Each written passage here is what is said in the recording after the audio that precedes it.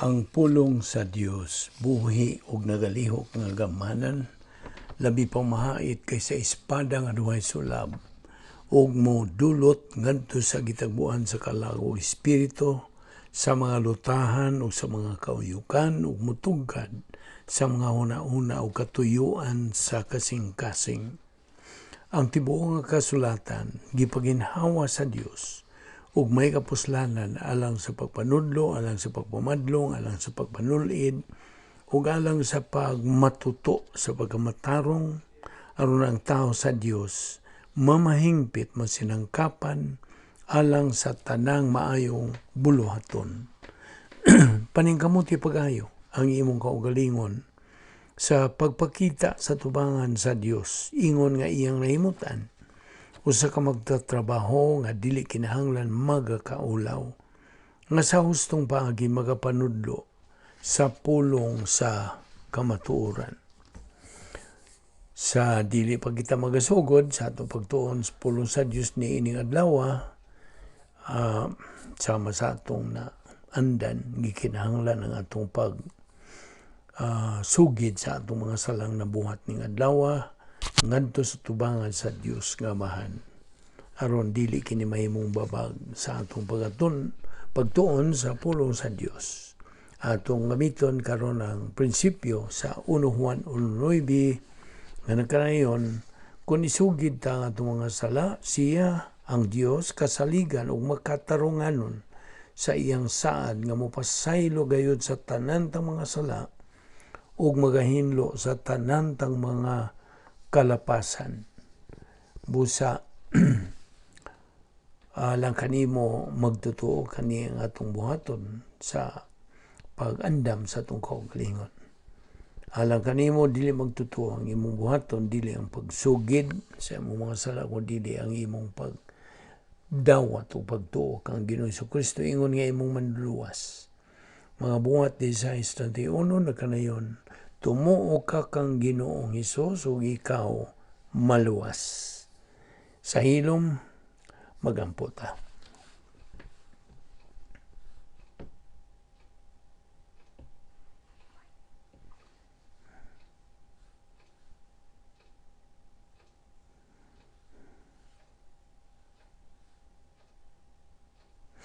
Amahan namong langit no, nagamasalamat kami kanimo ning lain sa mga adlaw nga imong gipadangat kanamo nga ana kami sa mayong panglawas ug kini gumikan lamang sa imong kaluoy, sa imong gugma ug sa imong grasya. Uban ni kami karon sa among pagpadayon sa pagtuon sa imong pulong, pinagi sa pagtudlo kanamo sa Balang Espiritu Santo, pinagi sa iyang teaching ministry. Salamat ni among Bible study, pinagi sa YouTube. Kining tanan among gipasalamatan sa ngalan ni Ginoong Jesucristo. Amen. Maayong adlaw sa tanan nato mga subscribers, mga higala, mga silingan, mga igsuon diyan ni Kristo, giabi-abi kamong tanan. Samas na andan. Okay. Kagahapon, by the way, aniya pa kita magadupod sa atong tulanan, doktrina sa apostasiya, the doctrine of apostasy.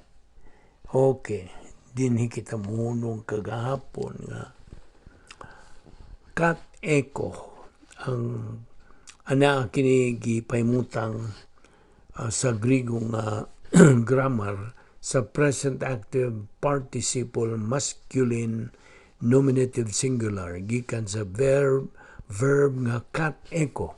Okay? Now kining kat eko nagahulugan kini og to suppress or to restrain. Now used back diha sa versikulo 6. You have known the one restraining, kini God the Holy Spirit, ug karon nagaingon siya diha sa versikulo 7 og the one restraining unya will restrain. Abi nimo, ang will is in italics. Ila kining gi-fill in. The one restraining nagpasabot o iyang tumanon ang iyang buluhaton. He will do His job. Ipadayon sa Diyos Espiritu Santo, present tense, ang iyang restraining ministry batok sa evil, dautan sa kaliwatan sa tao. Karon, ang Diyos Espiritu Santo restrains evil sa mga dili magtutuo. Ingon man, ang evil sa mga magtutuo pinagi sa iyang indwelling presence, sa iyang pagpuyo sa mga magtutuo dinhi sa kalibutan. His presence, siya nagapuyo sa matag magtutuo sa katuigan sa simbahan, church age. Ana ni mabasa des 1 Corintios 6:19-20, 1 Corintios 3:15 o 16. Karon, sa higayon nga ang tao maluwas tungod siyang pagtuo kang Kristo, adunay unom ka mga ministries sa Diyos Espiritu Santo. Ug mao kini mosunod. 1. Baptism. 2. Indwelling. 3. Regeneration. 4. Sealing. 5. The provision of the spiritual gifts. O ang ikaunom, ang pagsugod sa pagpuno sa Espiritu Santo, confilling of the Holy Spirit. Ang unang lima niini, mga permanente kini, alang sa mga magtutuo sa katuigan sa simbahan. Ang ikaunom niini, mahimo nga ma-maintain sa magtutuo pinagi sa iyang pagpadayon sa pagkinabuhi sa gitawag-taog faith rest life. Apan higayon nga mo gawas ang magtutuo gikan sa iyang pagkigambitay sa Dios, gumikan siyang pagpakasala, nan he moves out into carnality. O makasala siya batok sa Dios Espiritu Santo. Inumdumi nga ang basic doctrine didto sa top circle, itaas nga lingin, numdum ka, mao kanay gitawag og union with Christ. Ang imo pagkayusa kang Kristo, ang panag-iyang sa kinabuhing walay katapusan, possession of eternal life. Unya, Operation Bottom Circle, ang ubos nga lingin nga nagarepresentar sa pagpakigambitay sa Dios, fellowship with God. This is the temporal fellowship with God. Temporal kini, sanglit matangtang mga kining fellowship matagkarunugon niya, tungod sa unsa? Tungod sa atong pagpakasala. The moment we sin, ang, mental, lingual, or overt sin, we step out. We lose our fellowship with God. Inundumi na. That moment we are under, ubos na kita sa pagpanton sa Diyos. We are under God's discipline. O kay na naman ta sa pagkakarnal nga kahimtang, nagasala kita sa upat ka klaseng sala batok sa Diyos, Espiritu Santo. Ang una, quenching. Ikaduha, grieving. Ikatulo, lying. Ikaupat, insulting. Acts 10:29. Now, ang quenching, sabi Bisaya, pagpalong, refers to the termination of the power supply gikan sa Diyos Espiritu Santo. 1 Tesalonica 5:19. Grieving, pagsakit kining grieving the Holy Spirit. Nana sa Episo 4:30. Kini mao ang termination of the love and fellowship with God, the Holy Spirit. Unya, lying to the Holy Spirit. In Acts 5:2-3, kini sala kini of any false motivation. O insulting the Holy Spirit. Mabasa ta ang bahin ini diha sa mga buhat, Kapitulo 10, versikulo 29, refers to any mental attitude of disorientation to grace and or pride, the lack of humility. Karon, God the Holy Spirit indwells every believer.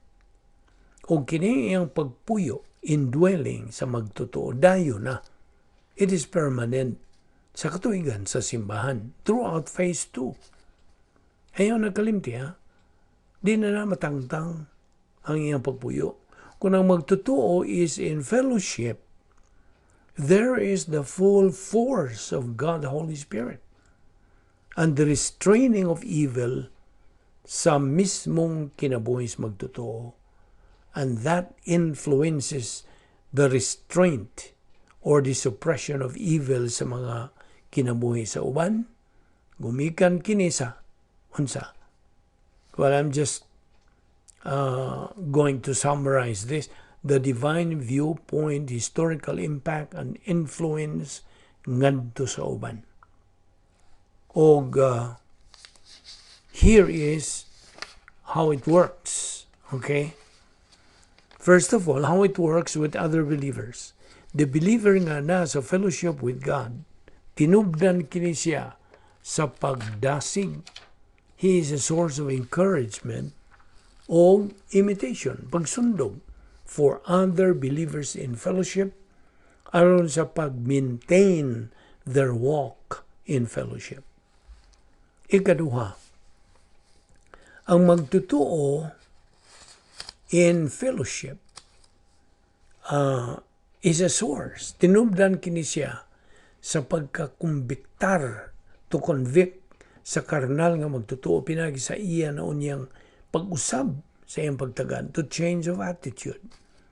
Unya, mugamit siya sa rebound technique sa 1 John 1:9 na nagkanayon sa in English, if we confess our sins, God is faithful and just to forgive us our sins and to cleanse us from all unrighteousness. Human niya buhata ka na, mabalik dayon siya ngadto sa pakiumbitay sa Dios. Mabalik. He is a source of conviction and at the same time motivational imitation for carnal believers sa pagbalik ngadto sa pakiumbitay sa Dios and get cracking with doctrine. Thirdly, ang magtutuo nga in fellowship, anaka na siya ay divine viewpoint, historical impact, and influence ngadto sa mga dili magtutuo, unbelievers, to come to faith in Christ. Fourth, ang magtutuo in fellowship stays away from any and all forms of evil sa kinabuhi. Ubusa, ang iyang non-criminal behavior mag-eliminate on evil influence ngadto sa tanan. So, God the Holy Spirit magagamit sa magtutuo in fellowship isip iyang paagi sa pag-restrain sa kadautan o evil. It is the Holy Spirit who is doing it. Apan sa dihang ang magtutuo na siya sa iyang kahimtang sa pagkakarnal, ang Diyos Espiritu Santo kinsa nagapuyo din sa sulod sa kalag sa mong magtutuo, naga-function gihapon kini siya ingon nga naga-restrain sa evil of that believer himself. Ingon man sa ubang mga magtutuo o sa mga unbelievers. It is a supernatural thing. Ngamasaran lamang nato kini by doctrine. Sinakita ni mo sa kami nung danon sa atong pagtuon sa pulong sa Dios. Di man ta masayod ni mga butang kung wala tayo pagtuon. Right? Okay. Anto ning ipadayon ugma. Og I think we can finish our study sa sunod na itong panaguban. Magamputa. Kamana mong langit nun, salamat sa imong grasya. Niini nga mong pagpahimulos sa imong kamatuoran o pagpakigambitay kanimo, niining matamis nga higayon sa among pakigambitay kanimo. Salamat o Diyos, ni nga mong Bible study pinagi sa YouTube. Kining tanan among gipasalamatan sa ngalan ni Ginoong Hesukristo. Amen.